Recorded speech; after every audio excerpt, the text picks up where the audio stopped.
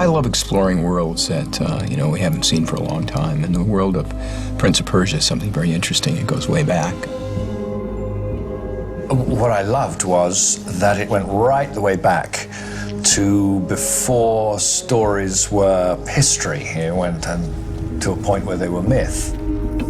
Go with the patrols off to your left. There's one turning and coming back now.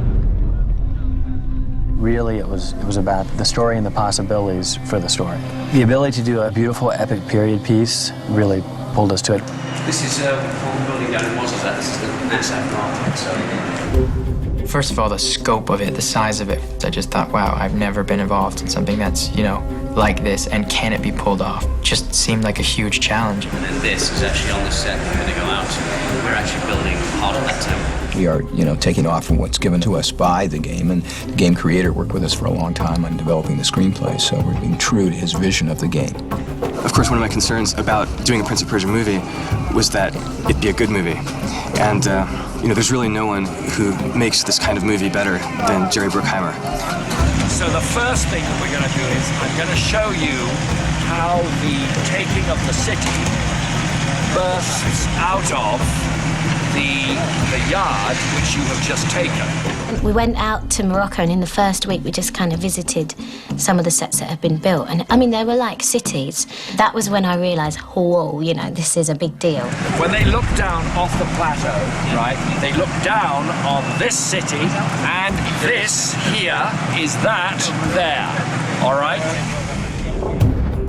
Everywhere our eyes looked, we saw the most exquisitely carved walls, drapes, ramparts, and in Morocco, the nature itself, the camels, the thousands of horse riders, the horses, the dust. It's really uplifting, and it honors our craft to such a degree. The film takes place in a very distant, far-off land in Morocco, so it has so much beautiful scenery, from mountains to valleys to desert.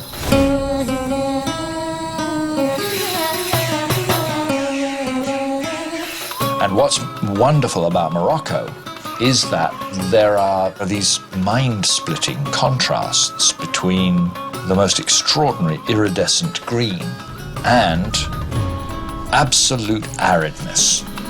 It's a really beautiful country. We'd have our days off, and I would just drive out into the desert, like just drive and drive and drive and drive. It's quite stunning, and it's not surprising that so many films get to shoot there, because it's very rewarding visually. And also I have to say that the local labour here, some of the craftsmanship is fantastic. Some of the plasterers, some of the metal workers who bash out bits of brass and make beautiful patterns. It's fantastic. Some good craftsmen here. The first day I got here, one of the first things I did is I went out to the warehouse where they're putting together all the props and all the production design. And it's filled floor to ceiling with lamps to swords to all sorts of elaborate weaponry. All of it was made there on the spot, by hand, by local artisans. We spent a lot of time on the design of the dagger. It was very important. It's the thing that releases the sands of time. And it had to have the exact qualities for that period and yet be unique and special. So I think we did about 30 different daggers before we settled on the one that we ended up using in the film. Beautiful job. The props people, the costume people, the set dressers, they all went absolutely mad for how we could make these things both imaginative and so that it would be a good mystical story, and at the same time pay real service to what things actually looked like.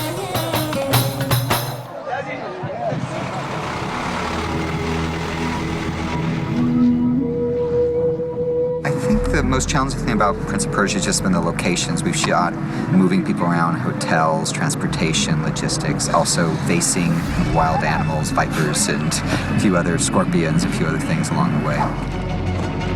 Jeez. What all the guidebooks had said was, this is a marvelous country, splendid place to be, just don't go in July and August. And so, of course, there were impossible to break reasons for us to shoot in July and August. So it was very, very hot. It was over 100 degrees just about every day. And, our actors were wearing these heavy costumes, and it was really difficult. We had to keep hydrating them so they wouldn't get sunstroke. the nature of the landscape, which is why we're here. It is the hidden valley, but it means it's also hidden to try and get the equipment into, and the very narrow paths for one way in, one way out. And that can make it humorous at times or frustrating. Tus tráilers.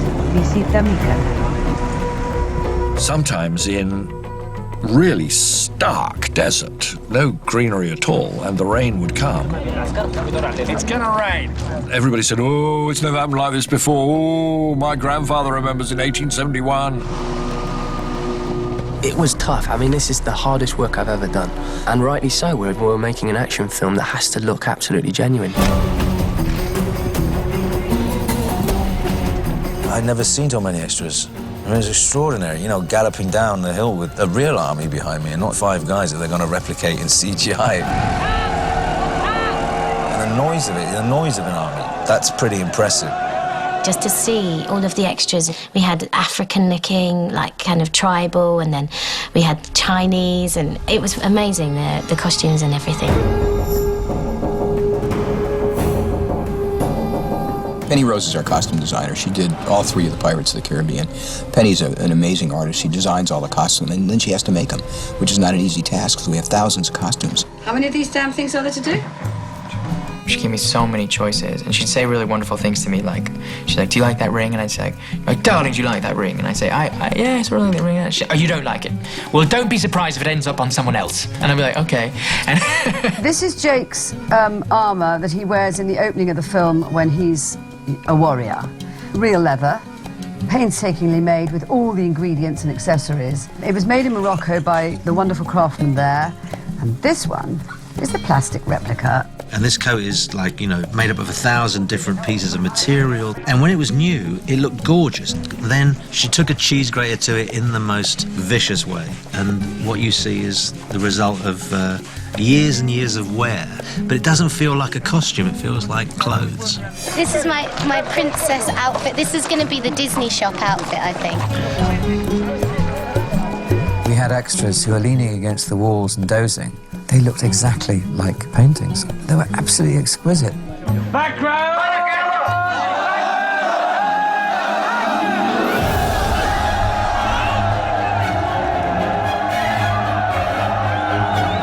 I never thought ostriches would ever end up in one of my films, but it's a hysterical sequence.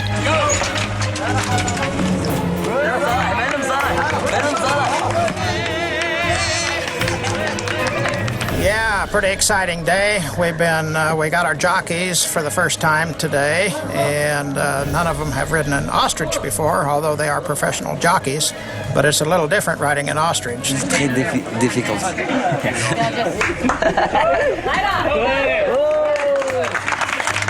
I quickly realized that there are going to be crashes on every single race because they're very, very difficult to ride. In ostrich, you only have one balance point. You can't go forward, you can't lean back, and you don't have any side to side. As soon as you get to the side, then the ostrich veers and falls. Yeah, we had 3 or 4 tumbles. Nobody's seriously hurt, thank goodness. My number is 5. Number 5 is good. It's good, Chavai.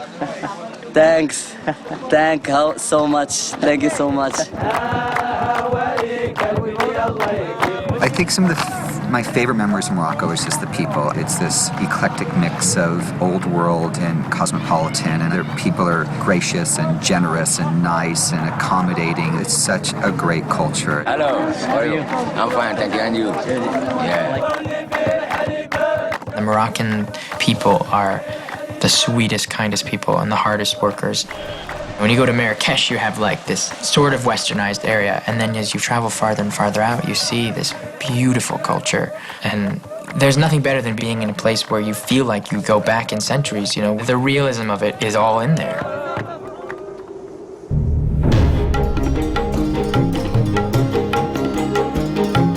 We did a lot of our filming in England and at the Pinewood Studios, which has the largest stage in Europe called the 007 stage, where they did a lot of the Bond films. And on that stage, we built this enormous exterior of the castle. This is the lower part of the wall, right? And that's the upper part of the wall. They go together. We took over 9 of their 11 stages with our sets.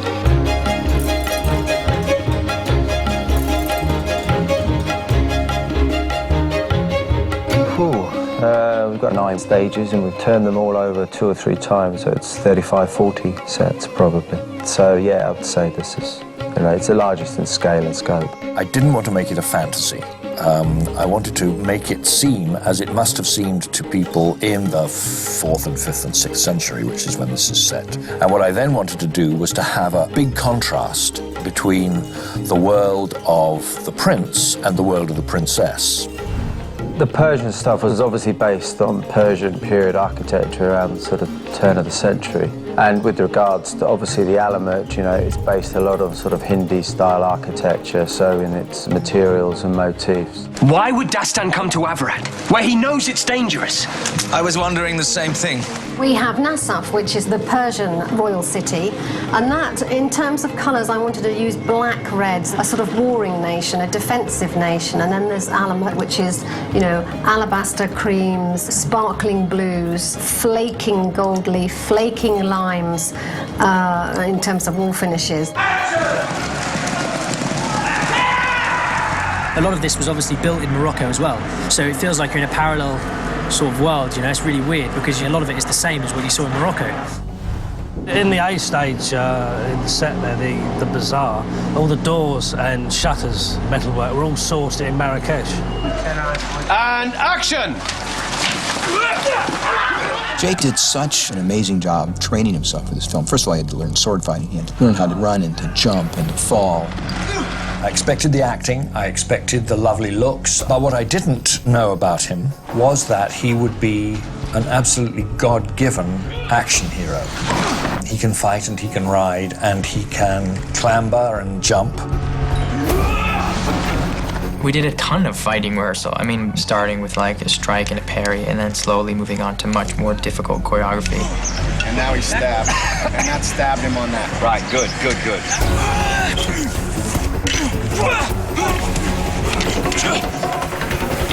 It's easier for me to come at top because then I can really bring you over. Perfect. As far as a fight coordinator is concerned, he takes direction, but he also wants to put the flavor of his character in, which is just very commendable. Action!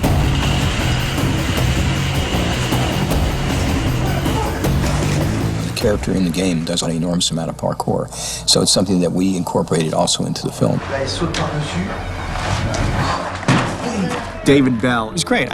First of all, he's the founder of it all, so it was interesting to listen to him. And he came up with 4 or 5 not-so-little bits that really added to the film. En fait, j'interviens dans le film de Prince of Persia en tant que chorégraphe pour définir un peu toutes les scènes d'action, amener un côté authentique. On voit le personnage faire des vrilles, des mouvements, des acrobaties, et je suis un peu là pour donner un sens et justifier cette action pour que ça soit bien inclus dans l'histoire. When Dastan jumps off of things and flies off of things, any extremely talented gymnast could probably pull those things off. And in fact, when we do them on set, they're the real thing. And that has a nice feeling of reality, and I think an audience will really pick up on that. Dans le cinéma, on essaie de trouver ce qui va être le plus joli, le plus impressionnant, et des fois, c'est pas forcément logique ou crédible. Le parcours se pratique dans des configurations réelles. Et c'est vraiment toutes les différentes possibilités de passer dans des endroits suivant les architectures, des immeubles et tout, qui font faire au corps des mouvements un peu différents de tous les autres sports qu'on a vus. Tu fais comme ça, tu arrives ici, tu bloques, tu te retournes, tac, tu sautes. It's so exciting to watch. These people are jumping and bouncing off walls and off ceilings, and they do it all, through their physical force. We incorporate the new parkour, free running into the old style of battles and fights, and that gives it a different flavor. My favorite movies are always a mix of everything, every department from, real production design that's detail-oriented and can be really interacted with, along with the stunts. A mixture of all that, is what makes the movies I love, great. And I think this is one of those movies. All right, now then, Jake, start to swing it a bit towards me more. You've got to make it all work. Every tiny little corner of it has got to be of a piece. So you're absolutely making up a world in which the characters in the story can believe what is happening to them. Prince of Persia is an epic film, from the locations to the action to the adventure, all the things we love going to the movies for, to get away from our lives for a couple hours and join our characters in a world that they'll never be a part of and something they've never seen before.